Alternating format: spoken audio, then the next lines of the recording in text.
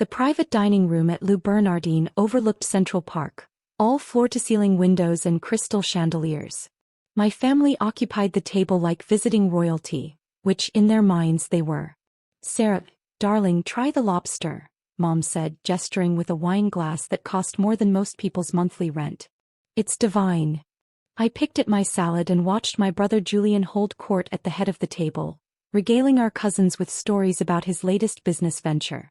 Something about cryptocurrency and NFTs that he clearly didn't understand but spoke about with absolute confidence.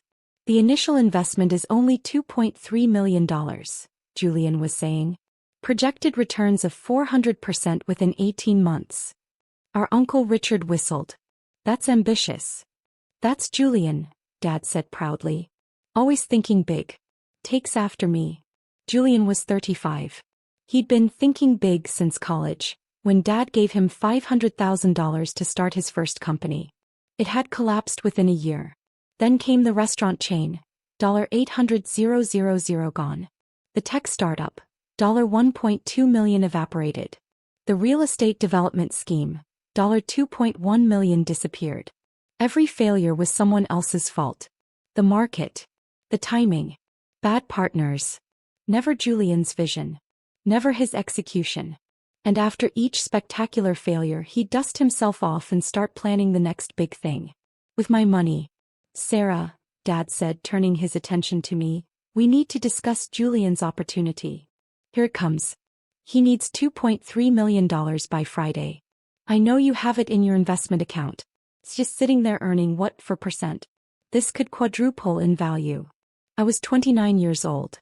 I'd been funding Julian's opportunities since I was 22. Fresh out of MIT with a degree in computer science and a job offer from a defense contractor that paid $120,000 a year.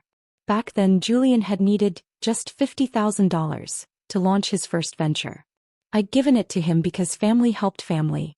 Because Dad said Julian was going to be the next Steve Jobs. Because Mom cried and said I was breaking her heart by not believing in my brother. That $50,000 became $100,000. Then $300,000. Then 7 figures. Over 7 years I'd loaned Julian $8.4 million. He'd paid back exactly $0. "Sarah," Dad prompted. "Are you listening?" "I'm listening," I said quietly. "You want $2.3 million by Friday." "Not want," Dad corrected. "Need. This is time sensitive. The investment window closes." "They always do," I murmured. "What was that?" "Nothing. Continue." Julian leaned forward, his Rolex catching the light. "Sarah, I know you're skeptical. You've always been the cautious one. But this is different. I've got inside information. Connections. This is the opportunity that's going to make us all wealthy." We were already wealthy. Or rather, I was wealthy. What my family didn't know, what I'd carefully hidden for 3 years, was that while I'd been writing checks for Julian's failures, I'd also been building something real. I'd started consulting on the side. Small projects at first, then larger ones. I'd invested in a startup that went public. I'd developed proprietary software and licensed it. I'd made strategic investments in emerging markets. My current net worth was $47 million.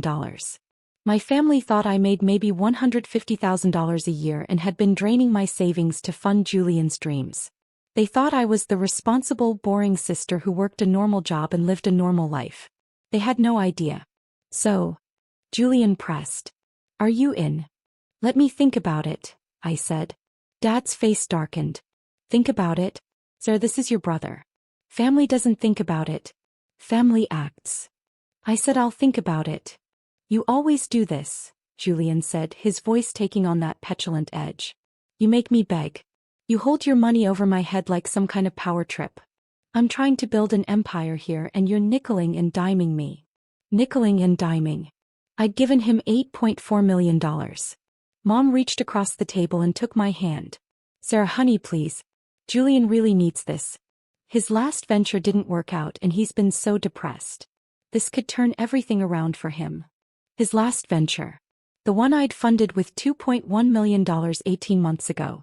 The luxury car rental service that collapsed when Julian spent the investment capital on a penthouse and a Lamborghini for himself. "I'll give you an answer by dessert," I said. Dessert. Julian looked incredulous. Sarah, I need to know now.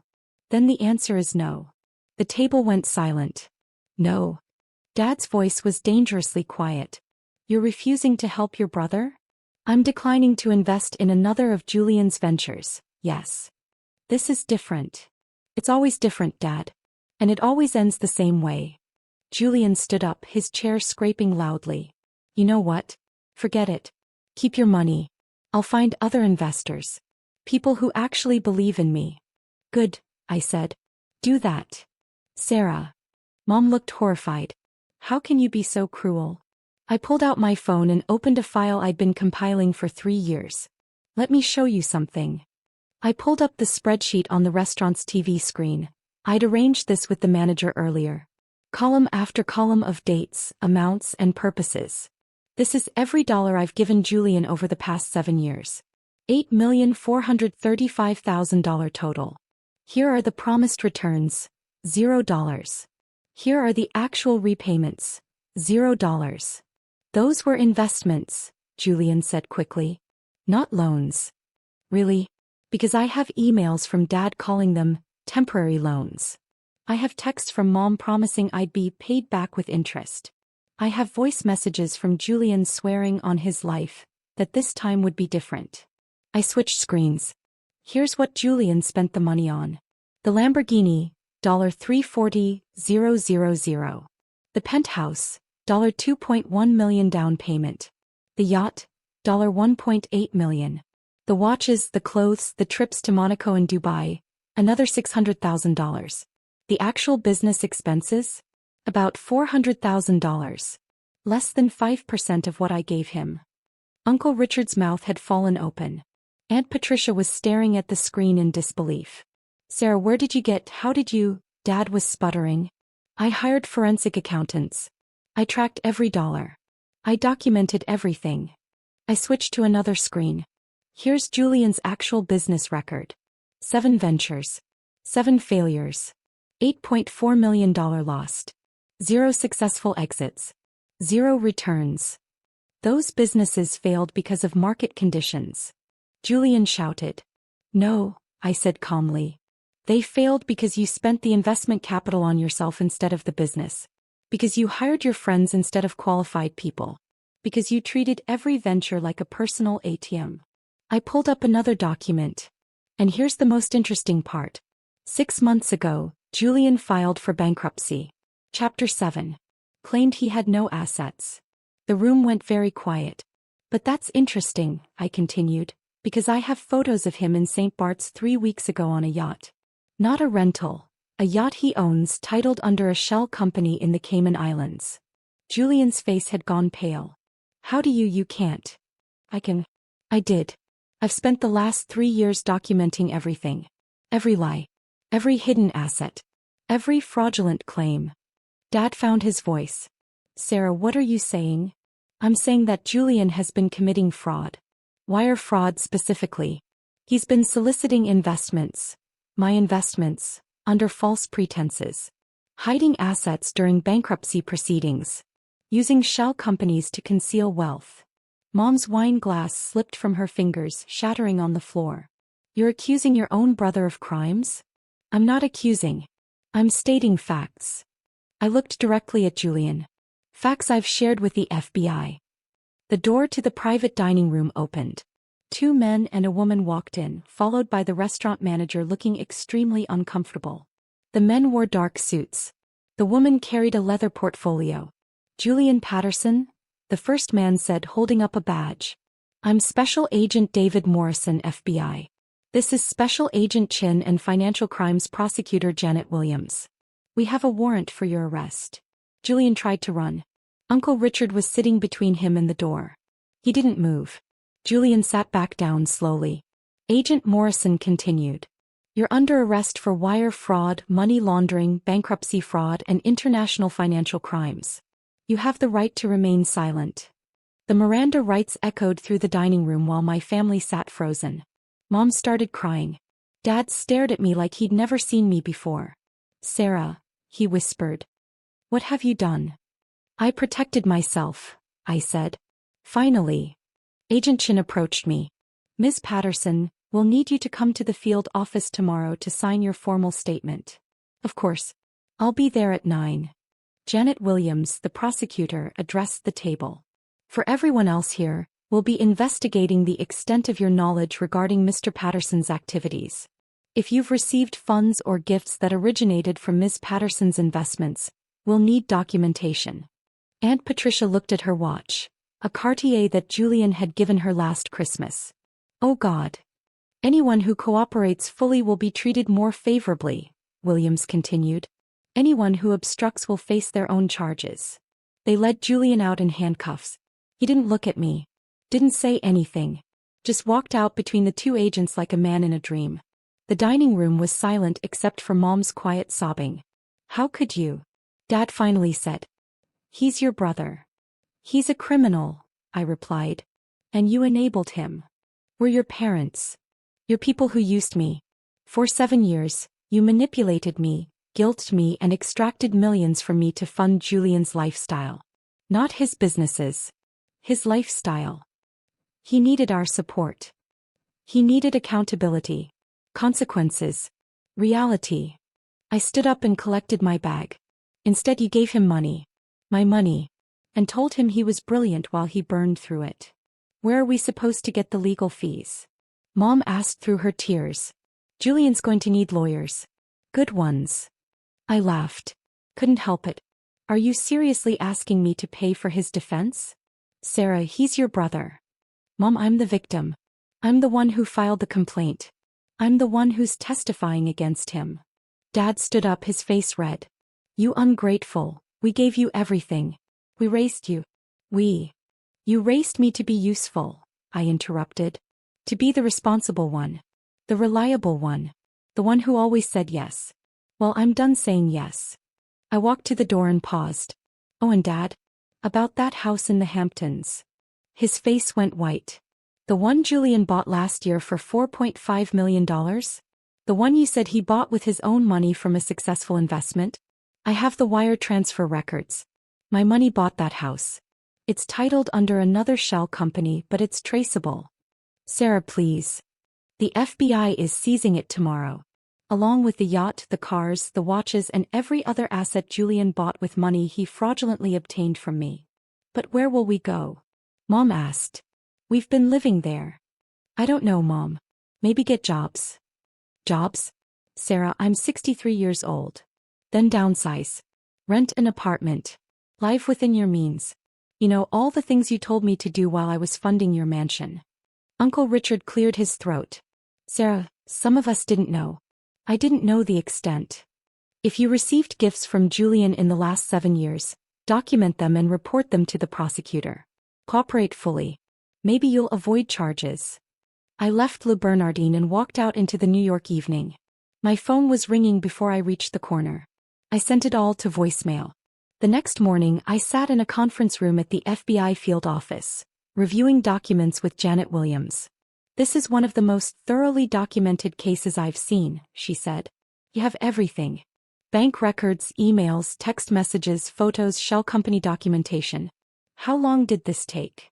3 years of active investigation. But I started keeping records 7 years ago after the first loan. Something felt wrong even then. Your family is claiming they didn't know the extent of his fraud. My parents knew. They saw the lifestyle. They lived in the house I bought. They knew he was bankrupt but still spending millions. They just didn't care where the money came from as long as it kept flowing. We'll build that case. What about you? How are you holding up? I thought about it. I'm fine. Better than fine. For the first time in 7 years I feel free. My phone buzzed. A text from Dad. Please call. We need to talk about this. Julian made mistakes but he doesn't deserve prison. I deleted it. Another text from Mom. How can you destroy your own family like this? What kind of person have you become? I typed back. The kind who refuses to be a victim anymore. Then I blocked her number. Janet reviewed another document. Your financial records show significant assets. Switzerland, Singapore, Cayman Islands. You've been preparing for this. I've been protecting myself. Every dollar Julian took, I made 2 more. I diversified. I built legitimate wealth through legitimate means. And I made sure it was all untouchable. Smart. Your brother's attorneys are going to argue that you gave him gifts, not loans. That you can't claim fraud on voluntary gifts. I have written agreements for 60% of the transfers. For the others, I have emails and text where he explicitly promised repayment. And I have evidence he was hiding assets while soliciting more money. That's fraud by any definition. The bankruptcy fraud alone will put him away for 5 to 7 years. Add in the wire fraud, money laundering, and international components. He's looking at 15 to 20. Good, I said. Janet studied me. Most victims struggle with turning in family members. Most victims haven't spent 7 years being gaslit and manipulated. Most victims haven't watched their family celebrate a criminal while treating the victim like an ATM. Fair point. The trial took 8 months. Julian's attorneys tried everything. Family dysfunction defenses, claims of gift-giving, attacks on my character. None of it worked. The jury deliberated for 4 hours. Guilty on all counts. Julian got 18 years. My parents declared bankruptcy 6 months later. The Hamptons house was seized and sold. The proceeds went to my restitution. I was awarded $8.4 million plus interest and legal fees. Total, $11.7 million. I'd never see most of it. Julian had spent it. But the judgment was symbolic. Validation that I'd been wronged. That I wasn't crazy or selfish or cruel. That I was a victim who fought back. 2 years later, I sat in my office. Real estate development now, building affordable housing in emerging markets. Profitable and meaningful. Everything Julian's ventures weren't. My assistant buzzed. Ms. Patterson, someone named Uncle Richard is here without an appointment. I hesitated, then, send him in. Uncle Richard looked older. Tired. He sat across from me and folded his hands. I came to apologize, he said. I should have seen it. Should have questioned it. Should have protected you instead of celebrating Julian. Why didn't you? Because it was easier not to. Because your father was so proud of Julian, and questioning that meant questioning everything. Because I'm a coward. I nodded. Honesty was rare in my family. I returned everything, he continued. The watch Julian gave me. The golf club membership. Everything. Gave it all to the FBI. Cooperated fully. Janet Williams said I probably saved myself from prosecution. Probably. She's still deciding. But I wanted you to know, I know what you did was right. It was brave. And I'm sorry I didn't have your back. Thank you, I said. Are you okay? I'm better than okay. I'm free. He nodded and stood to leave. At the door he paused. Your parents ask about you. They don't understand why you won't see them. Do you understand? Yeah, he said quietly. Yeah, I do. After he left, I pulled up my investment portfolio. $47 million had grown to $83 million. Smart investments, hard work, and no one draining me dry. My phone showed a news alert. Former tech entrepreneur Julian Patterson begins serving 18-year sentence for fraud scheme. I felt nothing. No triumph. No sadness. Just nothing. He'd made his choices. I'd made mine. And for the first time in my adult life, I was living for myself. Not funding someone else's dream. Not playing ATM for my family. Not setting myself on fire to keep everyone else warm. Just living. Building. Growing. Free. My assistant buzzed again. Miss Patterson, your 2 p.m. is here. The housing development investors from Singapore. Perfect. Send them in. I closed the news article and opened my presentation. Julian's story was over. Mine was just beginning. And this time I was the only one writing the ending.